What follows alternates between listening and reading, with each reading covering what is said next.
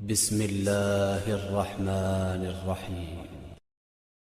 اللہ کریم نے قرآن مجید میں فرمایا ہے کہ لَقَدْ مَنَّ اللَّهُ عَلَى الْمُؤْمِنِينَ إِذْ بَعَثَ فِيهِمْ رَسُولًا، فرمایا تحقیق اللہ نے مومنوں پر احسان فرمایا ہے کہ انہیں اپنا رسول عطا فرمایا ہے۔ اس کا صرف ترجمہ کبھی بندے کی سمجھ میں آ جائے نا تو سارا میلاد اس کی سمجھ میں آ جاتا ہے۔ صرف اس آیت کا آسان سادہ ترجمہ اگر سمجھ لیا جائے کہ رب کہتا ہے میں نے احسان کیا تم پر، تمہیں اپنا رسول دے دیا ہے۔ وہ دو عالم کی رحمت ہیں، وہ جہاں چاہتے وہیں رہتے، یہ تو ان کی مہربانی ہے کہ یہ عالم پسند آیا۔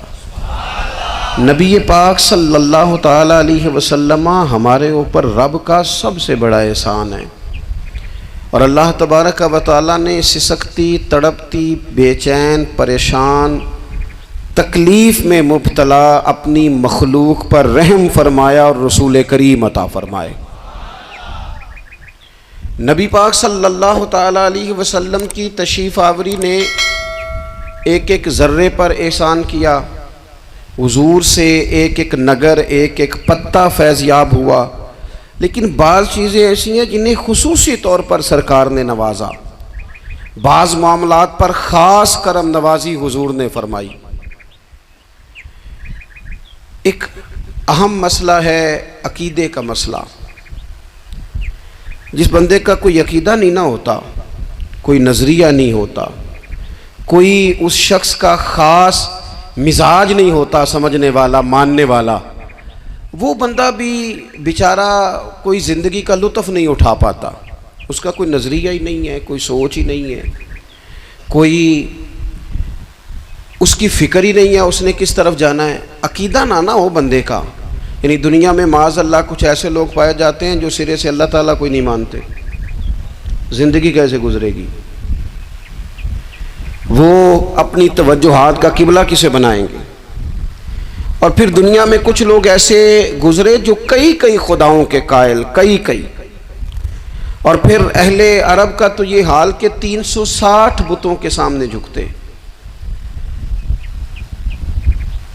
مجھے بتائیے جس بندے کو یہی خبر نہ ہو میرا خالق اور مالک کون ہے، جس کو یہی پتہ نہ ہو کہ میرا رزق کہاں سے آتا ہے، میں نے مانگنا کہاں سے ہے، جسے یہ خبر ہی نہ ہو کہ میری دعاؤں کا رخ کس طرف ہونا چاہیے، اس کی بھی کوئی زندگی ہے؟ نبی پاک علیہ السلام نے سب سے بڑا احسان یہ فرمایا ہے کہ ہمیں عقیدہ توحید سکھایا ہے۔ حضور نے ہمیں ہر جگہ سے چھڑا کے رب کریم کی بارگاہ میں سجدہ کرنے کا حکم دیا ہے۔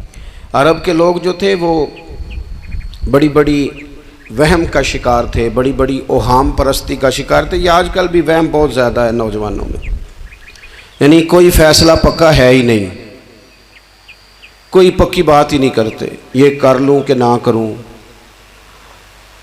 اگر آپ کہتے ہیں تو کر لیتا ہوں، ویسے اس میں فلانی کمزوری بھی ہے، اور اگر میں نے نہ کیا تو فلاں مشکل بھی ہے۔ بھئی جس بندے نے قوت فیصلہ ہی نہیں پائی، اس نے ارادہ ہی پکا نہیں کیا کہ اس نے کدھر جانا ہے، تو وہ سفر کیسے کرے گا؟ سفر تو اس بندے کا مکمل ہوتا ہے جو سفر شروع کرتا ہے۔ عرب کے لوگ بھی بڑے اوہام پرستی کا قائل تھے۔ وہ جب قربانیاں کرتے تھے تو ان کا گوشت لا کے کعبے کی دیواروں کے ساتھ ملا کرتے تھے، یہ قبولیت کی علامت ہے۔ سارے کپڑے اتار کے کعبے کا طواف کرتے تھے، جب احرام باندھ لیتے، حج عمرے کا ارادہ کرتے تو دروازوں سے داخل نہیں ہوتے تھے۔ وہ کہتے تھے کہ دروازے گناہگار ہیں اور ہم چونکہ اب نیک کام کر رہے ہیں لہذا اوپر سے ہو کے آئیں گے۔ رسول کریم علیہ السلام نے انہیں ان سارے وہموں سے، ساری پریشانیوں سے، ان ساری بدشگونیوں سے نکال کے کہا اللہ تمہارا مالک ہے، اللہ تمہارا محافظ ہے، ہوگا وہ جو رب چاہے گا۔ ذرا سی بات پہ سہم جانا، ذرا سی بات پہ ڈر جانا۔ حضور نے لوگوں کو قوت فیصلہ عطا کی، اور اتنی بڑی قوت فیصلہ حضور نے دی کہ کل تک جو فیصلہ کر نہیں نہ پا رہے تھے، آج انہوں نے اس طرح کے فیصلے کیے کہ اپنی ساری کی ساری اولادیں لے کر وہ میدانوں میں کھڑے ہو گئے۔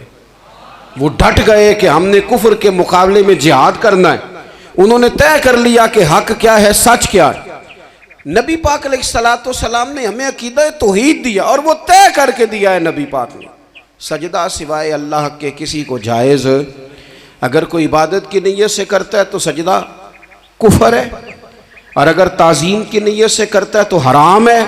اعلیٰ حضرت بریلوی رحمۃ اللہ علیہ نے 50 کے قریب دلائل کتاب و سنت سے اور 100 سے زیادہ دلائل فقہ اور اصول فقہ سے بیان فرمائے ہیں کہ کسی اور کے لیے تعظیمی سجدہ بھی حرام ہے۔ نبی پاک علیہ السلام تشریف فرما تھے تو کچھ جانوروں نے آ کے حضور کے قدموں پہ سجدہ کیا، پیش نظر ہے وہ نوبہار، اور سجدے کو دل ہے بے قرار، روکیے سر کو روکیے، یہی تو امتحان ہے۔ کچھ جانوروں نے جب سجدہ کیا تو صحابہ عرض کرنے لگے، یا رسول اللہ صلی اللہ تعالیٰ علیہ وسلم ہمارا بھی دل کرتا ہے۔ تو حضور نے فرمایا، بھی سجدہ سوائے رب کے کسی کے لیے جائز نہیں ہے، ہاں اگر جائز ہوتا تو میں خاتون سے کہتا کہ اپنے شوہر کو سجدہ کرے۔ نبی پاک علیہ الصلوۃ والسلام نے حد بندی کر دی۔ اور پھر دیکھیں، یہ جو ہم میلاد مناتے ہیں نا، یہ میلاد اللہ تعالیٰ کی توحید کا بہت بڑا اعلان ہے۔ ہم کہتے ہیں نبی پاک کا میلاد ہوا، جس کا میلاد ہوتا ہے وہ خدا نہیں ہوتا، جو پیدا ہوتا ہے وہ رب۔ جب ہم میلاد منا رہے ہوتے ہیں تو ہم یہ بتا رہے ہوتے ہیں بھئی حضور خدا نہیں، حضور تو 12 ربیع الاول کو پیدا ہوئے۔ تو جو پیدا ہو، رب پیدا، لم یلد ولم یولد، اللہ تبارک و تعالیٰ پیدا نہیں ہوتا، مالک تو ازلی ابدی شانیں رکھتا ہے۔ اس لیے عقیدہ توحید بندے کو مضبوط کر دیتا ہے۔ انسان جب عقیدہ توحید والا ہو جاتا ہے، اور نبی پاک علیہ السلام دنیا میں رب کی طرف بلانے آئے، وداعیا الی اللہ باذنہ وسراجا منیرا، حضور نے لوگوں کو اللہ کی جانب دعوت دی۔ جب انسان توحید والا ہو جاتا ہے تو مضبوط ہو جاتا ہے، وہ کسی سے نہیں ڈرتا، وہ سمجھتا ہے ہونا تو وہ ہے جو میرا رب چاہے گا، مجھے پریشان ہونے کی ضرورت کیا ہے۔ پھر اس کا بھروسہ بھی اللہ تعالیٰ پر، اس کی امیدیں بھی اللہ رسول سے، اس کی توجہات کا قبلہ بھی سارا ادھر ہی۔ تو حضور نے لوگوں کو عقیدہ دیا، مضبوط کیا۔ رسول پاک صلی اللہ تعالیٰ علیہ وسلم نے ذہنوں کو پختگی عطا فرمائی۔ تو سب سے بنیادی چیز حضور کا جو احسان ہے وہ عقیدہ ہے۔ پھر بعض خاص طبقات پر حضور نے خاص احسان کیا۔ آج بھی پوری دنیا میں ڈھنڈورا پیٹا جاتا ہے عورتوں کے حقوق کا، پوری دنیا کے اندر، اور بعض لوگ عورتوں کو بڑا دھوکہ دیتے ہیں، کہتے ہیں تمہیں حق نہیں ملتے لہٰذا تم سڑکوں پہ آ جاؤ، معاذ اللہ، تمہیں حق نہیں ملتے لہٰذا تم معاذ اللہ بازاروں کی رونق بن جاؤ۔ عورتوں کو بڑا پریشان کیا جاتا ہے حقوق کے تعلق سے۔ نبی پاک علیہ السلام کی آمد سے پہلے کوئی خاتون کے ساتھ سلوک اچھا نہیں کیا جاتا تھا، اس کا کوئی جائیداد میں حصہ نہیں تھا۔ عورت کا خامد اگر فوت ہو جاتا تو وہ اپنے سسرال کے خاندان کی پراپرٹی بن جاتی، معاذ اللہ، اور جس کے مرضی چاہے سپرد کر دیتے۔ ہندوستان کے بعض علاقوں میں ایسی کبھی رسمیں بھی پائی جاتی تھی کہ بعض عورتیں اپنے خامد کے ساتھ جل جانا مناسب سمجھتی تھی کہ بعد میں کوئی زندگی تو ہوگی نہیں، اور بیوہ خاتون اور طلاق یافتہ خاتون، اس کے بارے میں تو لوگوں کا خیال تھا کہ شاید یہ خاتون بالکل سوسائٹی اور سماج کا حصہ ہی نہیں ہونی چاہیے۔ قربان جائیں، یہ اعزاز میرے نبی پاک نے دیا ہے۔ حضور نے پہلی شادی ہی اس خاتون سے کی ہے جن کا پہلے بھی نکاح ہو چکا تھا، اور خاتون کو حضور نے حقوق دیے، جائیداد میں حصہ دیا۔ کہا جو بیٹیوں کی بہنوں کی پرورش کر کے آئے گا اور اچھی پرورش کر کے انہیں روانہ کر دے گا، جس طرح میری 2 انگلیاں جڑی ہوئی ہیں میرے ساتھ جڑ کے جنت میں جائے گا۔ اور ایک روایت میں فرمایا کہ جب کسی کے ہاں بیٹی پیدا ہوتی ہے نا تو اللہ فرشتوں کو بھیجتا ہے، اور وہ اس کے گرد کھڑے ہو جاتے ہیں اور گھر والوں کو سلام کہتے ہیں، اور کہتے ہیں یہ ضعیفہ ایک ضعیفہ سے پیدا ہوئی ہے، یہ کمزور، یعنی صنف کے لحاظ سے کمزور نازک بچی ایک نازک ماں سے پیدا ہوئی ہے۔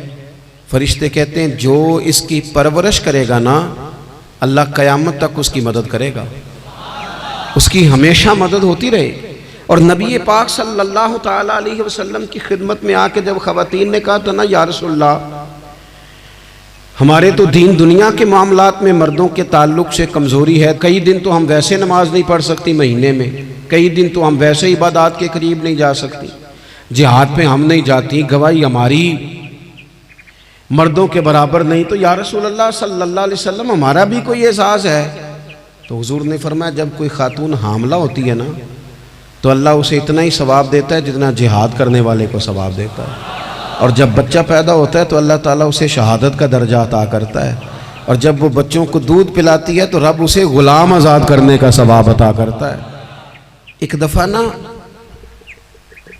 نبی پاک صلی اللہ تعالیٰ علیہ وسلم کی خدمت عالی مرتبت میں حضرت عائشہ صدیقہ رضی اللہ تعالیٰ عنہ نے ایک واقعہ عرض کی حضور آج میرے ساتھ عجیب معاملہ ہوا، میں گھر میں اکیلی تھی تو ایک خاتون 2 بیٹیوں سمیت آئی، اس نے کہا کہ میں بھی بھوکی ہوں، میری بیٹیاں بھی پریشان ہیں، کھانا نہیں کھایا۔ سیدہ پاک کہتی ہیں یا رسول اللہ میرے پاس بھی 3 کھجوریں تھیں گھر میں پڑی، یہ 2 جہاں کے شاہ ہیں پر پاس کچھ رکھتے نہیں، اور 2 جہاں کی نعمتیں ہیں ان کے خالی ہاتھ میں۔ فرماتی ہیں وہ 3 کھجوریں میں نے ان 3 ماں بیٹیوں کو دے دی، ماں نے پہلے ایک کھجور دونوں بیٹیوں کو دی، پھر بچیاں وہ کھجور کھا کے ماں کی طرف دیکھنے لگی تو جو کھجور ماں کے پاس تھی اماں نے اس کے بھی 2 حصے کر کے بیٹیوں میں بانٹ دیے۔ حضرت عائشہ عرض کرنے لگی یا رسول اللہ میں نے یہ بڑا نرالا رنگ دیکھا ہے، ماں کا اپنے بچوں سے پیار کا انداز۔ تو حضور نے کیا فرمایا؟ نبی پاک علیہ الصلوۃ والسلام فرمانے لگے سن پھر اللہ تعالیٰ نے اس عورت پر جنت کو واجب کر دیا ہے، فرمایا اللہ نے اسے جہنم سے دور کر دیا جو بیٹیوں کے معاملے میں آزمایا گیا، اور جس نے پھر ان کے ساتھ اچھا سلوک کیا۔ اپنا حضور کا عمل یہ تھا کہ حضور کی بڑی صاحبزادی سیدہ زینب رضی اللہ تعالیٰ عنہ یہ حضور کی سب سے بڑی صاحبزادی ہیں، یہ بخاری میں آپ کو ملے گا کہ ان کی بیٹی جناب امامہ بنت زینب چھوٹی سی عمر تھی، تو جب حضور نماز کے لیے آتے تھے تو نواسی کو اٹھا کے ساتھ لے آتے تھے، اور وہ حضور نماز پڑھتے تھے تو وہ نبی پاک کے کندھوں پہ کھیلتی تھی۔ حضور نے عملاً بیٹیوں سے پیار کرنا سکھایا، بیٹیوں سے محبت کریں، بیٹیوں سے پیار کریں۔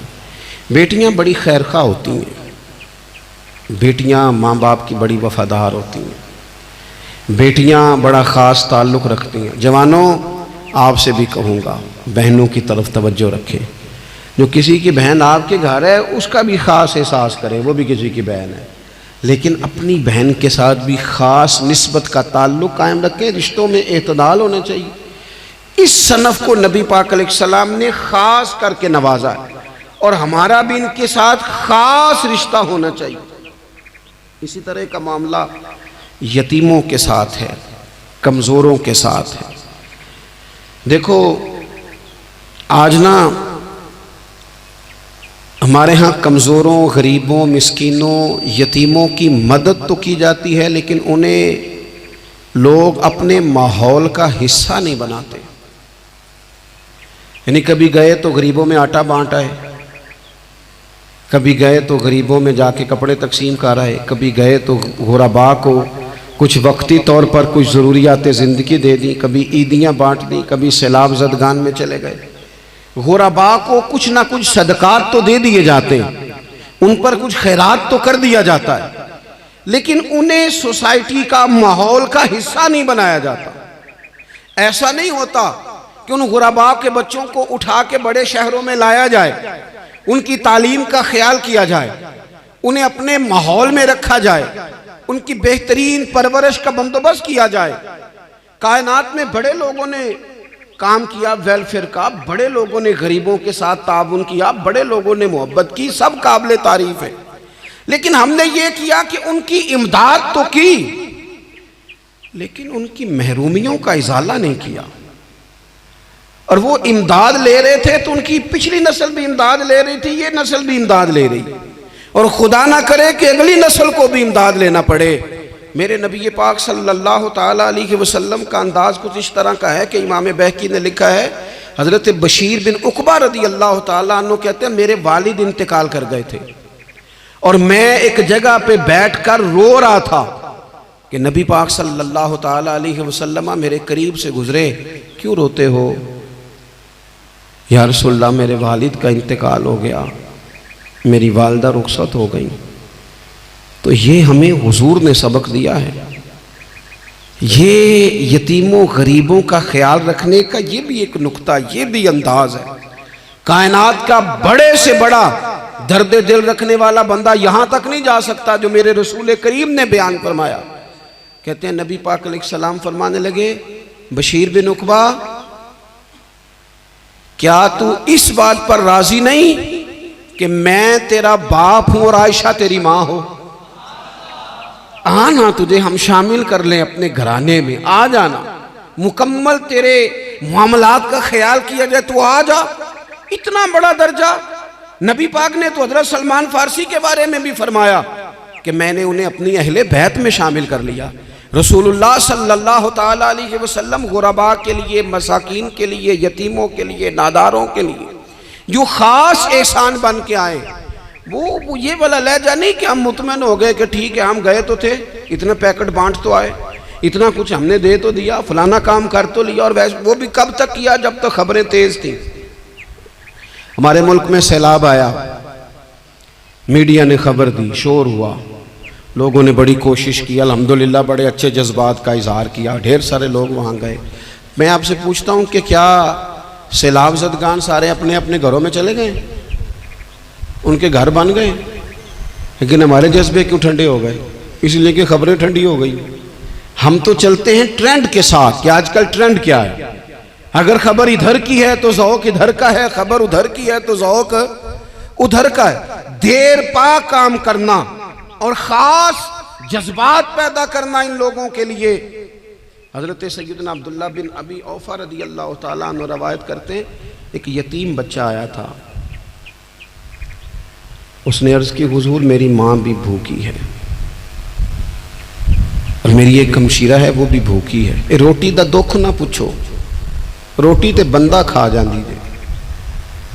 یہ جو بھوک ہوتی ہے نا، بھوک، بہت سارے لوگ نا، میں ایک شادی میں تھا تو وہاں ایک دو لوگ کھانا کھا رہے تھے، تو بعض لوگ انہیں دیکھ دیکھ کے مذاق کر رہے تھے، ویڈیو بنا رہے تھے، کہتے دیکھو کھانا ہی نہیں آتا، کیا انداز ہے، سارا ان کا منہ جو ہے وہ کھانے سے بھر گیا، ہاتھ دیکھو کہاں تک ان کے لتھڑ گئے، کیا انداز ہے۔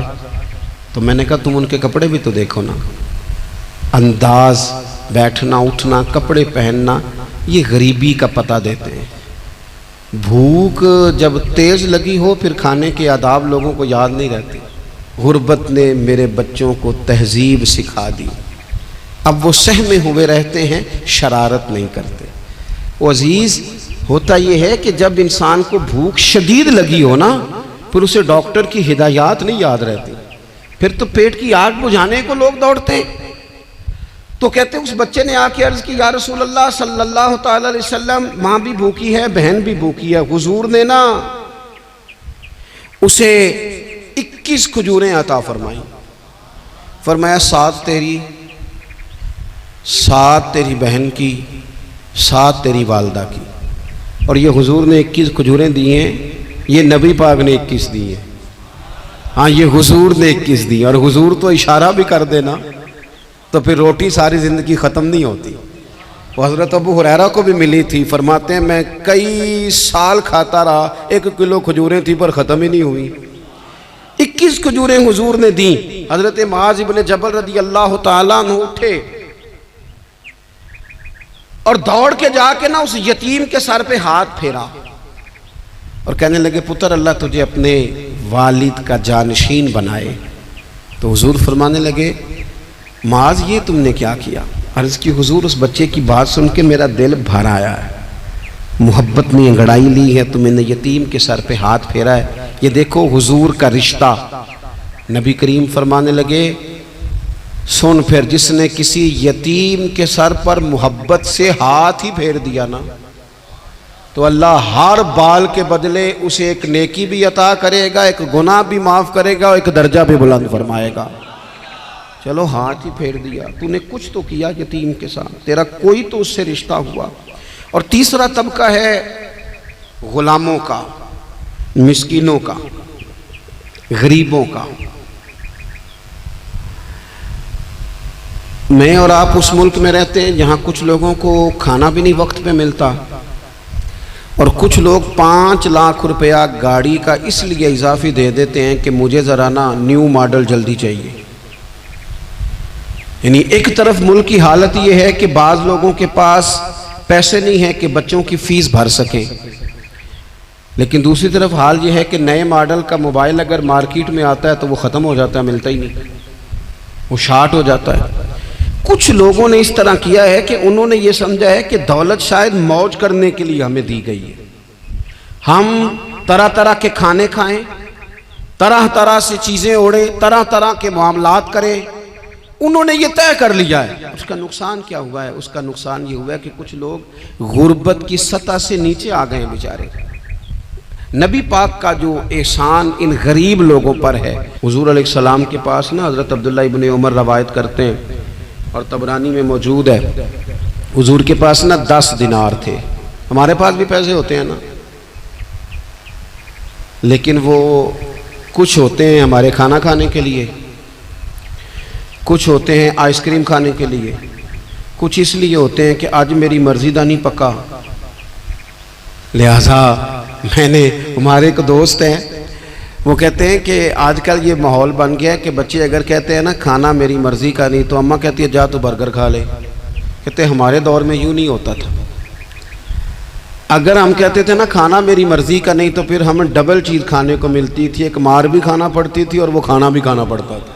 اور پھر کچھ پیسہ لوگوں نے صرف اس لیے سنبھال کے رکھا ہوا ہے کہ جو اضافی چیزیں ہیں نا، اضافی، میرا ویسے تجربہ نہیں ہے اور نہ میں نے زیادہ گہرائی سے دیکھا ہے، بس مجھے بتایا گیا ہے، اور پتہ نہیں اب بات درست ہے کہ نہیں، مجھے بتایا گیا ہے کہ پہلے لڑکیاں بیوٹی پارلر جاتی تھی، اب سنا ہے لڑکے بھی جاتے ہیں۔ اب خدا جانے یہ بات سچ ہے کہ غلط ہے۔ یہ جو اضافی اخراجات ہیں نا، یہ اگر ہم تھوڑے سمیٹ لیں، یعنی مولا علی شیر خدا کرم اللہ تعالی وجہہ الکریم مزدوری کر کے نکلے تو 2 کلو کھجوریں تھیں، حضور بس فرمانے لگے 1 کلو میرے بچے کھائیں گے اور کلو مدینے کے غریب بچے کھائیں گے، یعنی کل 2 کلو ظاہری طور پر کھجوریں ہیں، اس میں بھی دوسروں کا حصہ۔ ہمارے پاس جو مال آتا ہے اگر تھوڑا سا نا ہم اسے یہ نہ سمجھ لیں کہ میرا ہی حق ہے، کسی کو اس میں سے ایک لقمہ بھی نہیں ملنا چاہیے، اگر ہم تھوڑا سا نا دل کشادہ کریں تو 3 لوگوں کا کھانا 4 بھی کھا سکتے ہیں، 4 کا کھانا 5 بھی کھا سکتے ہیں، 6 کا کھانا 7 کا کھانا 10 بھی کھا سکتے ہیں۔ شرط یہ ہے کہ دل کشادہ ہو، دل دریات سمندروں ڈونگے کون دلاں دیا جانے، تھوڑی سی نا کشادگی پیدا کی جائے۔ حضرت عبداللہ ابن عمر کہتے ہیں نبی کریم علیہ السلام کے پاس نا 10 دینار تھے، ویسے تو کائنات ہی میرے نبی کی مٹھی میں ہے، لیکن ظاہری طور پر 10 دینار تھے۔ حضور ایک دکان پہ گئے، 4 دینار کا حضور نے ایک جوڑا خریدا، کپڑے خریدے، وہ قمیض حضور نے پہنی تو ایک انصاری آگے بڑھ کے عرض کرنے لگے حضور میرا بڑا دل کر رہا ہے، یہ مجھے نہیں دے دیتے آپ؟ تو حضور خوش ہو گئے، یہ میرے محبوب کا دروازہ ہے کہ جب کوئی مانگتا ہے تو حضور خوش ہو جاتے ہیں۔ نبی کریم سے مانگا اس شخص نے تو حضور خوش ہو گئے، اور محبوب نے وہ کرتا وہ کپڑے اتار کے اس انصاری کو عطا کر دیے، اور 4 دینار کے اور خرید لیے، باقی بچے 2 دینار۔ نبی کریم وہ لے کے نکلے، رخصت ہوئے گھر جانے کے لیے، تو رستے میں خاتون کو روتے ہوئے دیکھا، حضور رک گئے، فرمایا کیوں رو رہی ہو؟ عرض کرنے لگی یا رسول اللہ صلی اللہ تعالی علیہ وسلم میں فلاں آدمی کی کنیز ہوں، نوکرانی ہوں، اس نے آٹا لینے بھیجا تھا 2 دینار کا، وہ 2 دینار گم ہو گئے، حضور نے 2 دینار اسے عطا کر دیے، وہ دیے تو وہ پھر رو رہی تھی، فرمایا اب کیوں روتی ہو؟ کہنے لگی یا رسول اللہ ڈرتی ہوں دیر بڑی ہو گئی، مار ہی نہ پڑے۔ تو حضور نے فرمایا چل نہ میں تیرے ساتھ چلتا ہوں۔ حضور ان کے گھر گئے، وہ اہل ایمان کا گھر تھا جن کی وہ کنیز تھی، جا کے کہا السلام علیکم، اندر سے جواب ہی نہیں آیا، پھر فرمایا السلام علیکم، کوئی جواب ہی نہیں آیا۔ محبوب کا طریقہ مبارکہ تھا 3 دفعہ دستک، پھر واپسی، تیسری دفعہ کہا السلام علیکم تو وہ سارے بول پڑے وعلیکم السلام یا رسول اللہ۔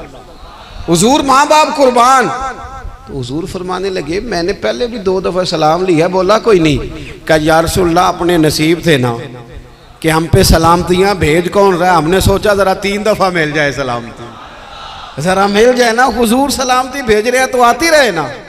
تو محبوب کریم علیہ السلام فرمانے لگے یہ تمہاری کنیز وہاں کھڑی رو رہی تھی، اس بیچاری کے 2 دینار گم ہو گئے تھے، اسے دوبارہ سامان لاتے کچھ دیر ہو گئی، اس پر سختی نہ کرنا، مارنا نہ۔